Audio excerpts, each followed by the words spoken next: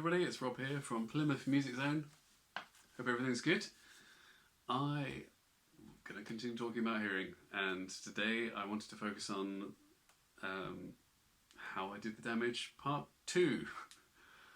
I talked last time about loud sounds such as bands in small rooms, and today I thought I would sort of look at the instruments a bit more. One specific instance that I know was very damaging, and I'll talk about how in a minute, but I played tambourine in a protest in London.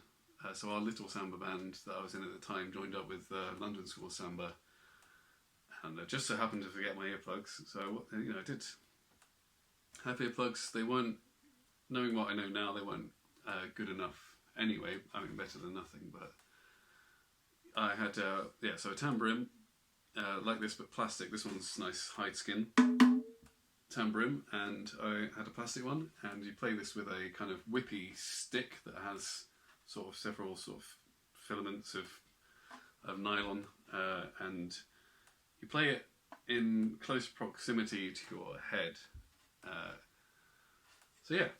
I know that was damaging because I played for, it felt like a very long time. It definitely was like an hour whilst this march was going through Westminster and things, and so there was long duration of a very loud sound. I had other tambourine players around me as well, so together we were extraordinarily loud, and that feeling that you get after you've been in a loud space and you come out and everything sounds dull, I had that extremely strongly, and kind of short bursts of tinnitus at the time. So I mean, in retrospect, that was probably like one of the clearest cases that I can point to and say that definitely did something.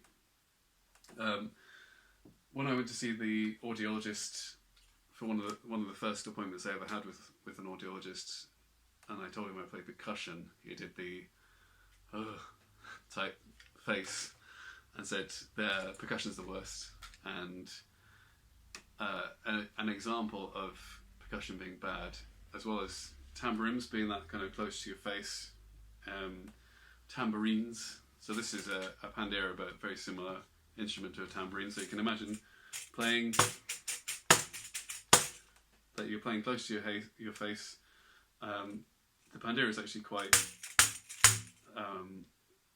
this one's quite muted sounding actually, but your traditional sort of pop music tambourine, for lack of a more precise way of defining it, makes a huge kind of splash with the zills.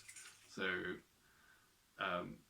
that kind of sound resonates very strongly, and you can imagine if you're perhaps a backing singer for a band and you're playing tambourine for hours, that's going to be very damaging.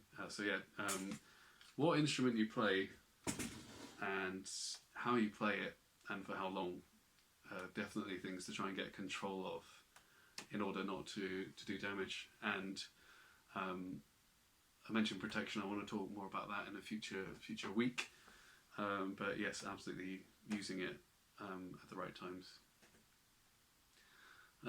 What instrument do you play? What if you were playing electric guitar?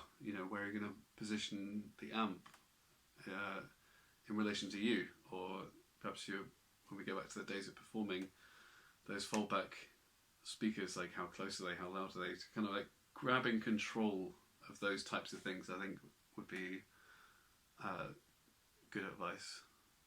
So I hope that maybe there's something you could think of that you could sort of improve your sort of hearing hygiene with.